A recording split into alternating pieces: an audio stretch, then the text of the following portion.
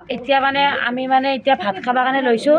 ল'ৰা পাৰ্টিটো গ'ল, এতিয়া মানে লেডিজ পাৰ্টিটো। এয়া ৰঞ্জু, ৰঞ্জু কি ভাল হৈছে না? ভাল হৈছে, ফুৰি ভাল হৈছে না? সৰু মাইনা অঁ। তাৰপিছত আজিতো আমি মানে খানাটো খালোঁ। এই ডাঙৰ মইনা এই বহি যাব এতিয়া খাবা।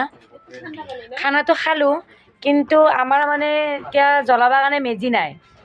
কাৰণ আমি মেজি প্ৰত্যেক বছৰে বনাওঁ, কিন্তু মানে মেজিটো মানে ইয়াতে বেলেগে জ্বলাই দি গুচি যায়। ৰাতি আজি ইমান কষ্ট কৰি বনাম না, কালি ৰাতিপুৱা 2টা বজাতে জ্বলাই দিব বেলেগে। আমাৰ হাল্লা হৈ যায় যে পানী ঢালিব লাগে, কি কৰিব লাগে, কি কৰিব লাগে। আৰু এনেকৈ কৰি ৰাজু দৌৰিব, খুৰা দৌৰিব, পানী বাল্টিং লৈ লৈ লৈ লৈ। সেইকাৰণে মানে এইবাৰ মেজি চেজি বনোৱা নাই। এইবাৰ মানে আমি ইয়াত জুই দেখা পাইছি না, এই জুয়ে মানে ৰাতিপুৱা সেকিম। আৰু আজিকালি বেছি ঠাণ্ডাও নাই। যিয়ে নহওক, আপোনালোকৰ ফালেতো মেজি আছে, আপোনালোকেতো মেজি জ্বলাব। আপোনালোকৰ শুভেচ্ছা থাকিল ভোগালী বিহুৰ। আৰু কি কি খালে কমেণ্টত জনাব। আমাৰ খাদ্যটো কৈ দিলোঁ, গাহৰি, ছাগলী, মাছ, ব্ৰইলাৰ, কণী চবখিনি আছে।